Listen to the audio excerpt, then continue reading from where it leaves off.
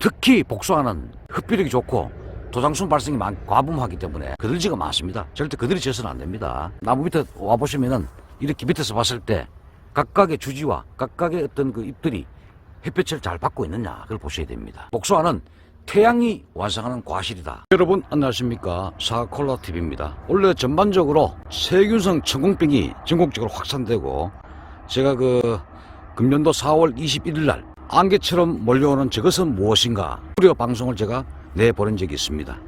그럼에도 불구하고 방제가 잘 된 곳도 있지만 일부 바람바지가 심한 쪽이나 유명 청준도 즉 백독의 품종에 상당히 천공병이 심합니다. 지역에 따라 다소간의 차이는 있지만 전반적으로 천공병이 많이 확산됐다는 말씀을 드리겠습니다. 특별 방제를 해달라는 말씀을 몇 번 드렸었죠. 그럼에도 불구하고 세균천공병이 많이 확산돼 가지고 많이 따내고 또 지금은 멀쩡하지만 나중에 봉지를 벗겨보고 수확할 때 되면은 감염된 열매가 상당히 많을 것으로 예측이 됩니다. 또한 올해는 초장기에 강하고 많았기 때문에 열매의 과일 비대는 상당히 양호한 편입니다. 따라서 핵칼도 많을 것이다 이렇게 제가 추정을 하고 있습니다. 극조생종을 제외한 중만성종은 과실의 씨가 단단해지는 경액기에 해당됩니다. 따라서 생리적으로 매우 불안정해질 수 있는 그런 시기다 이런 말씀을 드리고, 특히 이 기간에는 흡수되는 양수분은 과실의 비대에 이용되기보다는 씨의 배 위의 성장과 뇌과 피가 경화되는 데 많이 사용되집니다. 따라서 수세를 감안한 적정 저가와 신초의 관리 이런 것들 통해서 여러분들이 생리적인 균형을 깨뜨리지 않도록 하셔야 됩니다. 따라서 수세를 감안해서 장과지는 2-3개, 중과지는 1-2개, 단과지는 1개 정도 착화시키는 것이 과일 비대에 더 효과적이다 말씀을 드리고, 착화 범위는 상단부는 대략 한 60% 정도, 하단부는 40% 정도 착화시키는 것이 더 우수한 복숭아 열매를 수확할 수 있다는 말씀을 드립니다. 잘 아시다시피 복숭아는 하늘에서 햇볕이 만들어주는 과실이다. 태양이 만들어주는 과실이 복숭아입니다. 그래서 복숭아는 햇볕에 민감하고 또 그늘 속에 가지는 고사되는 그런 현상이 많지요. 어떻게 하면 이 수관 전체에 햇볕이 골고루 열매까지 그늘지가 없이 각종 이 잎들이 햇볕을 볼 수 있느냐. 5월달에 비가 많았기 때문에 신초 신장이 엄청납니다. 지금 이거 보시면은 여기는 조금 덜한 편입니다. 저런 나무는 신초가 발생이 좀 안정됐다 이렇게 보여지는데, 그럼에도 불구하고 보시면은 화면을 보시면은 신초가 엄청나죠. 염지나 적심, 유인, 도장지 제거 등 작업을 여러분들이 수행을 하셔야 됩니다. 적심의 경우에는 양수분의 손실을 막고 결과지를 효과적으로 확보할 수 있는 하나의 작업이다 이렇게 보시면 되겠습니다. 손이 당연히 많이 가죠. 그래서는 과도한 적심은 좀 지양해달라. 너무 지나친 적심은 나무의 반발이 심하고 수세를 약화시킬 수 있습니다. 따라서 수세가 약한 나무는 무조건 적심하기보다는 강하게 반발하는 도장성을 띤 가지 위주로 작업해달라는 말씀을 드립니다. 키우는 가지는 절대 적심을 하시면 안 됩니다. 생장점이 있죠. 이 생장점을 제거함으로 해서 더 자라지 못하고 나머지 부분에 꽃눈 분할을 유도하는 하나의 작업이다.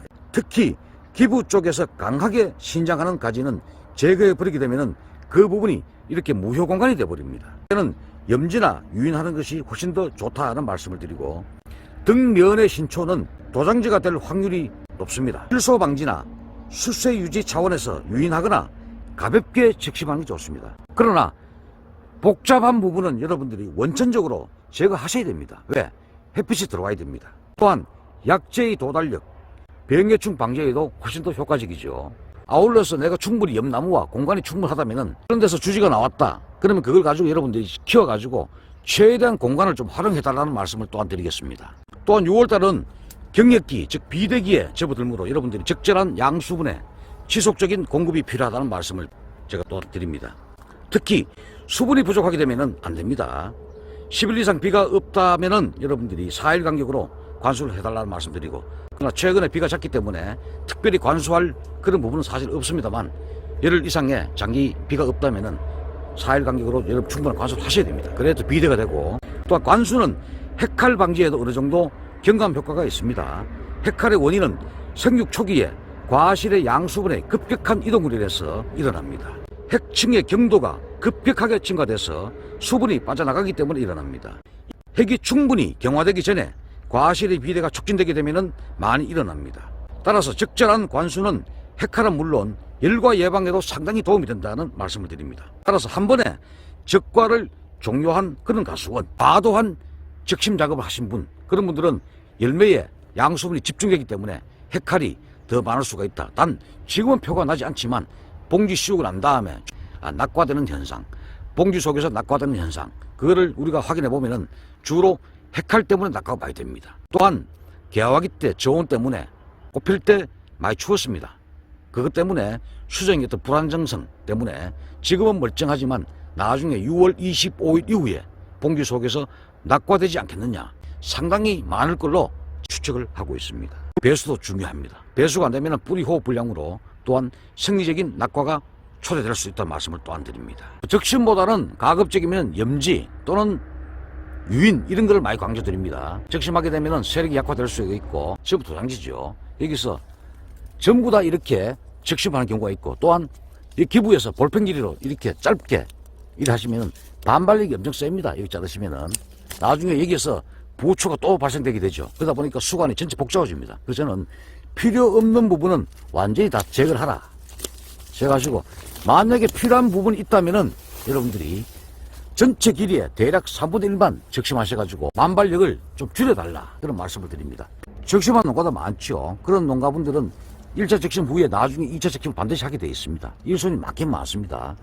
적심 후에 또 부초가 발생되는데 부초를 2차 적심하지 마시고 부초가 발생된 그 밑에 부분을 딱 잘라버려가지고 위에 상단부 부초 발생된 부위 전체를 다 제거해버렸어. 밑에 이게 또 수위 발생되죠. 이 순 가지고 좋은 이 결과지를 사용할 수가 있다는 말. 원래 아까도 말씀드렸지만 천공병이 전국적으로 대단히 확산됐고 일부 방제가 잘 된 농가, 가수원의 지역적인 입지적 조건이 양호한 가수원, 바람이 많이 불지 않는 가수원, 맞바람이 많이 부는 그런 백독의 품종은 정말 심합니다. 언급드렸다시피 유명 천중도 품종에서 전국적으로 상당히 세균성 천공병이 많이 감염됐습니다. 나중에 지금은 주간에 판단되지 않기 때문에 봉지 씌웠지만 나중에 수확 후에 봉지를 뺏겨보면 30% 이상이 감염될 수 있다, 이런 말씀을 드립니다. 또한 금년도는 복숭아에 탄저병도 제가 우려된다라고 예측을 하고 있습니다. 회생병도 마찬가지입니다. 5월달에 일부 가수원 근처에 찔레나무, 장빛과 식물인 찔레나무가 있는 가수원에서는 흰가루병도 상당히 발견됐습니다. 수확 후에 찔레나무를 건사미로 죽이거나 베어버리거나 하시면은 그런 병은 다 없어집니다. 특히 만성종이 많은 품종을 보유한 복숭아 가수원에서는 순나방약을 빠짐없이 여러분들이 계속 살포를 하셔야 됩니다. 거기 진딧물이 많이 꼬였네요. 이런 진딧물이 많은 이런 이 햇순에 진딧물 전문약을 친다 그래서 잘 잡히지가 않습니다. 잎 뒷면에 얘들이 있기 때문에 여기 도달하지 못합니다. 그럴 때는 심한 거는 또 제거하시고 여러분들이 약을 치시면 됩니다. 주로 이렇게 방제하신 분들이 보면은 진딧물약 한 가지만 드립니다. 주로 하신 분들이. 그래서 진딧물 약을 2가지를 섞어치면은 진딧물을 깨끗하게 잡을 수가 있습니다. 근데 그렇게 주는 경우도 잘 없고 또 그렇게 치는 경우도 잘 없습니다만 제 경험상 완조성과 속효성 2가지를 섞어서 살포해보시면은 상당히 금방 다 잡을 수가 있다는 말씀을 드립니다. 제가 이 올겨울에 깍지벌레가 심한 그런 복숭아 밭에는 아타라 잎제를 원주간에서 대략 1m 범위에 100g씩 뿌려주라 말씀드렸는데 현재까지는 그렇게 하신 분들은 깍지벌레 피해가 현재까지는 크게 나타나지 않고 있습니다. 물론 그 결과물은 최종 열매를 수확해봐야 알 수가 있습니다만 현재까지는 큰 무리가 없이 잘 방제를 됐다, 이런 말씀을 또한 드립니다. 복숭아 유리나방에도 우려가 되죠. 복숭아 유리나방은 5월부터 9월까지 주간부 또는 굵은 주지 이런데 숲이나 이 목질부를 가해를 합니다. 그래서 만약에 발견된다면은 스미치온 유제, 그 다음에 애니충, 액상, 수화제 2가지를 혼용하셔가지고 밑둥치 이 부분하고 주간부 한 1m까지 잎에 대이면 안 됩니다. 그래서 뿌려주시면은 상당히 방제 효과가 우수하다는 말씀을 또한 드리겠습니다. 복숭아는 비력이 좋고 도장순 발생이 과분하기 때문에 많죠. 그래서 그들지가 많습니다. 절대 그들이 져서는 안 됩니다. 복숭아 나무 밑에 와보시면은 이렇게 밑에서 봤을 때 각각의 주지와 각각의 어떤 그 잎들이 햇볕을 잘 받고 있느냐, 그걸 보셔야 됩니다. 그래서 햇볕을 보지 못한 잎은 광합성 능력이 없습니다. 활동을 하지 못하기 때문에 각각의 주지 사이에 있는 각각의 신초와 잎들이 또는 열매가 호흡 활동을 제대로 할 수 있도록 햇빛을 보고 양분을 만들 수 있도록 하셔야 됩니다. 이와 같이 햇빛을 가리는 부분이 있다면 제거를 하셔야 됩니다. 그리고 쓸만한 신초는 가볍게 적심을 하셔가지고 또 결과지화 시킬 수 있겠지만 또는 이런 빈 공간이 있다면 또 주지화 시켜서 여러분들이 좋은 주지로 여러분들이 활용할 수가 있습니다. 그렇지만 근본적으로 그늘이 없도록 여러분들이 환하게 제거하는 게 맞다는 말씀을 드립니다. 복숭아는 잎이 좀 얇습니다. 그래서 여러분들이 마그네슘을 약을 칠 때 같이 1kg 이어가지고 연면시비 하시면은 잎의 두께도 경화되고 이 잎이 반들반들 두꺼워야 제 광합성 기능을 제대로 할 수 있습니다. 그냥 복숭아는 열매가 딱딱한 품종도 있지만 물러지는 품종이 많습니다. 그래서 칼슘이 상당히 중요하기 때문에 연간 4회에서 한 5회 정도는 칼슘 연면시비를 권장을 드리겠습니다. 그래서 여러분들이 이 시기가 칼슘이 가장 요구되는 시기입니다. 그래서 제가 권장을 드리고 별도로 치면 좋겠지만 별도로 하기는 너무 힘들기 때문에 방제약과 같이 혼용하셔가지고 연면시비 하시는 게 좋습니다. 아울러 복숭아는 낙과가 많죠.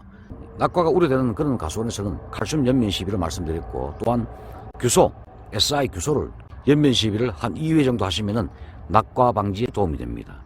왜냐하면은 규산 SI가 이 꼭지를 상당히 야물게 하는 특성이 있기 때문에 제가 해보니까 낙과 방지에 상당히 도움이 되더라는 말씀을 또한 드리겠습니다. 그리고 진딧물이 엄청 꼬였습니다. 다 이거 진딧물입니다. 여기 보시면은 진딧물이 심하죠. 아주 심하네요.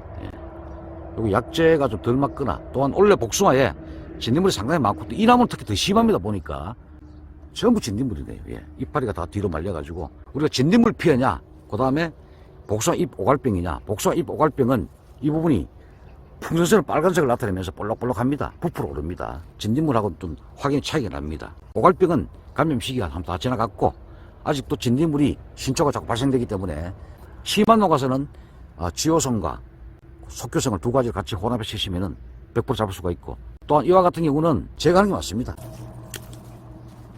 여기에다 약을 자꾸 뿌린다 해가지고 진딧물이 왜 죽니 안 죽니 잘 안 잡힙니다. 잎 뒷면에 진딧물이 꼬여있기 때문에 잡히질 않습니다. 잘라가지고 여러분들이 방제를 하시면은 진딧물을 확실히 잡을 수 있다는 말씀을 또 안 드립니다. 이미 극조성종은 이미 출하되는 경우도 있습니다. 있고 일반 이 품종들은 아직까지 6월 말쯤 조성종, 그 다음에 7월 중순, 그 다음에 7월 20월 넘어가면서 본격적으로 복숭아가 출하됩니다만 금년도 과일 값이 상당히 좋지 않겠느냐. 또한 복숭아는 날이 뜨거워야 됩니다. 그래 당도가 올라가고 또 소비가 많이 되기 때문에 많은 기대를 하고 있습니다. 끝까지 여러분들이 낙과 없이 해칼 없이 병해충 피해 없이 깨끗하고 맛있는 복숭아를 생산하셔가지고 소기의 목적 수익을 달성하시기 바랍니다. 사콜라TV는 항상 여러분과 함께 하겠습니다. 감사합니다.